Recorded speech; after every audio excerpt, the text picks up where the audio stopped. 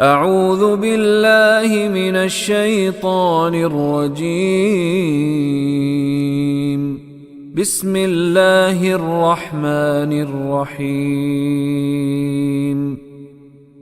فمن خاف من موص جنفا او اثما فاصلح بینہم فلا اثم علیہ ان اللہ غفور رحیم۔ فمن خافا،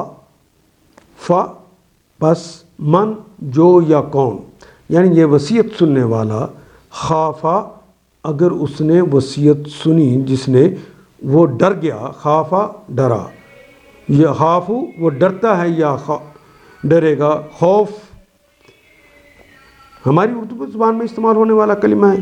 من موسن وصیت کرنے والے سے، جانافن گناہ سے، کہ اس نے طرفداری کی ہے، جانافا اس نے وہ مائل ہو گیا ہے، اس نے طرفداری کر لی ہے، کسی ایک کو زیادہ دے دیا، کسی ایک کو کم دیا ہے، اور اسمن یا گناہ کا اس نے ڈر گیا ہے کہ وصیت سننے والے نے کہا کہ یہ فیصلہ تو اس نے غلط کیا ہے، فاصلح اور اس نے اصلاح کر دی، بینہم ان کے درمیان، فلا اسم علیہ، فا کا مطلب پس، لا کا مطلب نہیں، اسم تو اسم، علیہ تو اس پر کوئی گناہ نہیں ہے۔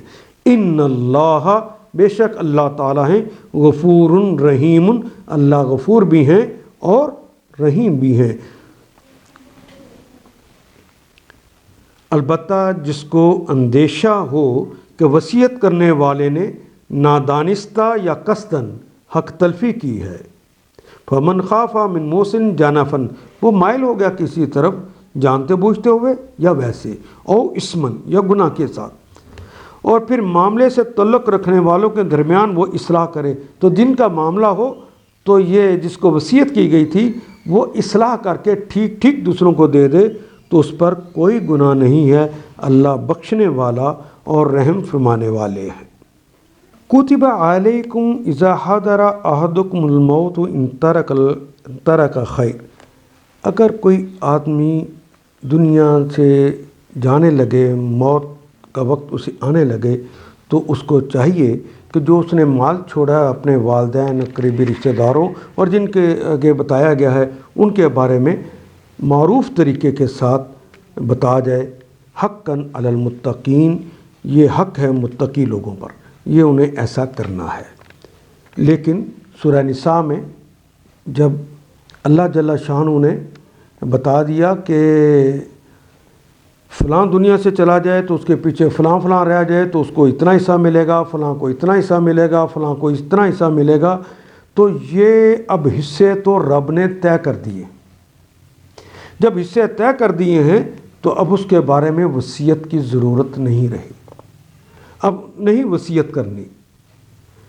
وصیت اس وقت کی جانی تھی، یہ اس وقت تھی جب ابھی وہ آیات نازل نہیں ہوئی تھی، تو کہا کہ ان کے لیے وصیت ضرور کر دینا، کہیں آپس میں بعد میں جھگڑے نہ ہوں۔ یہ تو عمدہ بات تھی جو اس زمانے میں کر دی گئی۔ لیکن جب یہ آ گیا تو یہ آیا کریمہ ابھی اسی طرح سٹینڈ کرتی ہے کہ اب وہ جو رشتہ دار جن کے بارے میں لکھ دیا گیا ہے کہ فلاں کو اتنا حصہ، فلاں کو اتنا حصہ، فلاں کو اتنا حصہ، ان کے بارے میں تو کوئی وصیت نہیں کر سکتا آدمی۔ ہاں البتہ 1/3 جو باقی رہ جائے گا، 2/3 جو ہے اس کی تو اللہ نے تقسیم خود بتا دی، 1/3 کی تقسیم نہیں بتائی۔ 1/3 جو حصہ ہے اس کے اندر کہا کہ تم آزاد ہو، جس کو چاہو اپنے ان رشتہ داروں کو جو کہ وراثت کے حقدار ہیں ان کے علاوہ کسی کو دینا چاہو تو تم دے سکتے ہو۔ اور آہستہ آہستہ لوگوں نے تو یہ سمجھنا شروع کر دیا کہ شاید یہ کوئی ایک صرف سفارش ہے۔ حضرات سفارش نہیں، یہ حکم ہے۔ 1/3 جو ہے وہ اگر آپ الگ کر دیں اور 2/3 جو ہے وہ وارثوں کو دے دیں اور 1/3 کے بارے میں نصیحت کر دیں، مثال کے طور پہ جس بچے کے والدین فوت ہو گئے اور ان کا دادا، نانا، دادی، نانی زندہ ہے، وہ ابھی زندہ ہیں دادا نانا، اور وہ جو ذریعہ بننا تھا باپ، وہ پہلے فوت ہو گیا۔ وہ باپ اگر فوت ہو گیا ہے، وہ ماں اگر فوت ہو گئی ہے تو وہ ذریعہ نہ بنے گی۔ تو پتہ ہے کہ یہ لوگ اب حقدار نہیں رہ گئے، تو ان کو 1/3 کے اندر آپ حصے دے جائیں تاکہ بعد میں کوئی جھگڑا رہے اور ان کی مدد ہو جائے۔ اس میں آپ کا استحقاق ہے کہ یہ وارث رشتہ داروں کے علاوہ جس کو چاہیں خاندان والوں کے اندر، خاندان والوں کے باہر، جس کو چاہے 1/3 کی وصیت کر سکتے ہیں۔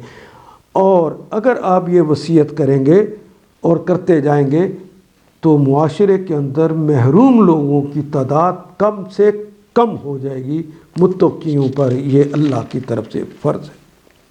ہاں، وہ جو بتا دیا گیا ہے کہ تم نے 1/3 کو تم نے فلاں فلاں کو دینا ہے، اس نے وصیت کر دی ہے، تو جو وصیت کی ہے تو وصیت سننے والا بھی یہ کرے کہ دیکھے کہیں اس نے وصیت رشتہ داروں کو جن کو میراث ملنی ہے ان کو تو نہیں کر دی، تو اس کو بدل ڈالے، اصلاح کرے۔ کہیں ایسا تو نہیں قریب کے رشتہ داروں کو نہ دیا ہو اور دور والوں کو دے دیا ہو، یا کم اور زیادہ دے دیا ہو۔ 1/3 اس کی اجازت ہے اس کو، لیکن اس کو بھی اولا اولا کا قانون استعمال کرنا پڑے گا، پہلے قریبیوں کو، پھر اس کے بعد، پھر اس کے بعد، پھر اس کے بعد۔ رفع عامہ کے لیے دور کے قریب کے سب رشتہ دار اس میں آ جائیں گے۔ تو ہاں، وارث نہیں ہوں گے۔ وارثوں کے اگر ماں باپ پہلے فوت ہو گئے، اب وہ غیر وارث ہو گئے ہیں تو ان غیر وارثوں کو بھی دے دیں۔ تو یہ جو کچھ سوالات اٹھتے ہیں ان کا بھی یہاں پہ پورا حل مل جائے گا۔ اللہ نے یہ نظام اس لیے بنا دیا ہے کہ ان اللہ غفور الرحیم، اللہ مغفرت فرمانے والے اور رحم فرمانے والے۔ ان آیات کو ایک دفعہ پھر تلاوت خود کیجیے، عربی و مبین پڑھتے ہوئے دیکھیے کیا بات پوری اندر اتر رہی ہے، کیا یہ اردو کے سانچے میں ڈھلتی گئی ہیں عبارتیں۔ اگر بات سمجھ آنی شروع ہو گئی تو الحمدللہ یہی ہمارا ہدف ہے، اور یہ ہدف پورا ہو گیا۔ اللہ میرا اور آپ کا حامی و ناصر۔ الف لام